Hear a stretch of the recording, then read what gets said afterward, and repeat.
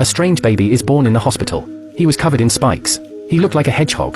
The day before the birth, the doctor noticed that his mother, the little thumb on her left hand, would always shake uncontrollably. Gradually, more and more pregnant women were born with the same problem. The babies they gave birth to were equally strange. Some had cat faces. Some had the nose of a bird. The little wings flapped incessantly. Overnight, the maternity ward is full of these orcs, and the genes are random. It's impossible to tell if the child to be born is a pig or a dog. After some investigation, the orcs are carrying some kind of virus. It could be a threat to humans, so the government decided to hunt down all orcs. To escape the scourge, a father took his baby orcs with him. Full movie recap link in the comment section. Soon after, the father and son stopped in front of a dilapidated wooden house. This has been their new home ever since. It's a good thing the father knows so much. He has managed to transform a broken tire into a small water wheel. He surrounded it with barbed wire to keep out the outside world, just to give the deer a safe environment to grow up in. At night, the father writes his children's books by hand. It's a bit hard, but when he heard the child's first words, Father was amazed. He was as happy as a child. He would have given anything for those words. 9 years have passed since then. The boy's antlers had grown much bigger too. On the day of the boy's birthday, he celebrated his birthday with a cake made of apples. He also gave him a book as a birthday present. At the same time, he would repeatedly emphasize to the boy the dangers of the outside world. If I hear a growl, I will duck. if I hear a voice, I will run. if I see a human, I will hide. The father was satisfied with the deer's answer. In short, he wanted to protect the boy from humans as much as possible. Although every day is full and happy, but Fawn always felt that there was something missing in his life. Until one day, he saw a fairy tale book where the main character had a mother. Then he realized he didn't have a mother, but Fawn was smart. He knew he should look like his parents. So he took the mother deer in the forest as his mother. The father learns that the deer is his mother. He was in tears. He seriously corrected his son.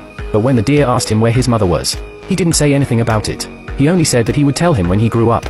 Fawn didn't understand. He still goes to talk to his mother in private. But on this day, Fawn found his mother's footprints leading out of the barbed wire fence. He went to the edge of the safety zone his father had built. The barbed wire fence, which had been intact, had been. A large gaping hole had been torn. The fawn looked out at the world. Curious, he stretched out a foot. It doesn't seem so different outside the fence. It wasn't as scary as Dad had said. Suddenly there was the roar of a wild animal in the distance. The fawn was so frightened that it ran away, but ran head-on into her father. The father picked up the fawn with a frightened look on his face. He ran like a madman into the forest. It was the first time the father had ever lost his temper with a fawn. He warned his son not to step outside the safety zone.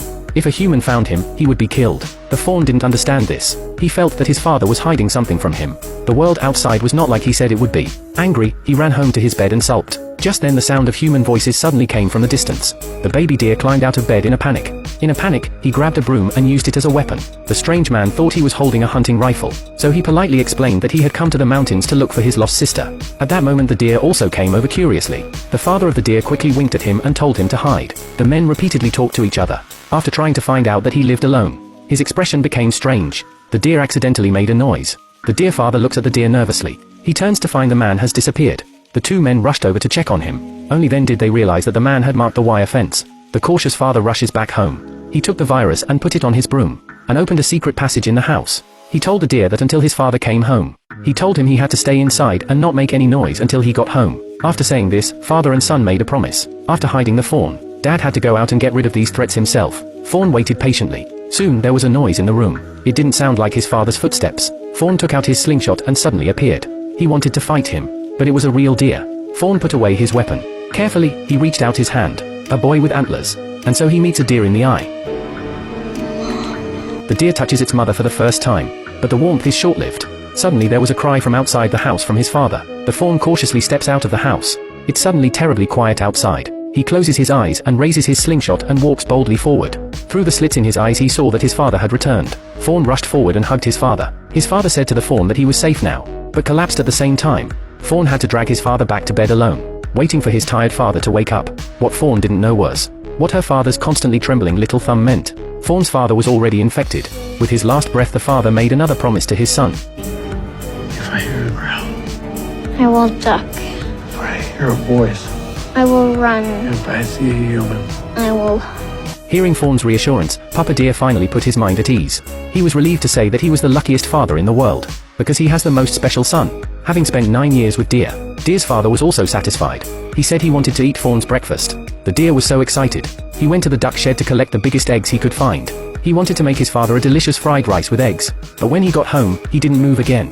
The deer curled up in his chair. He realized that his father was gone forever. For the next year, Fawn became the owner of the cabin. He began to live on his own. He learns not only to chop wood but also to fix the plumbing. He learns how to take care of himself. He also learns to be alone. In winter, he played with the snowmen he had made. In spring, he plays with his scarecrow buddy, although the deer tries to make the most of himself. But every time he came back to the house, he sees the scarecrow he has made for his father. He still gets emotional.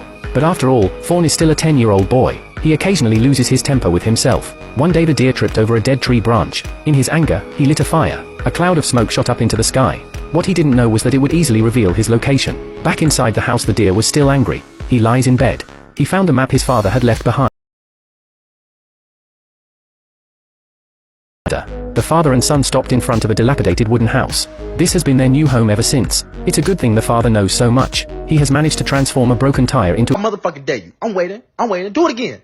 I will bite your motherfucking ass. Do it again.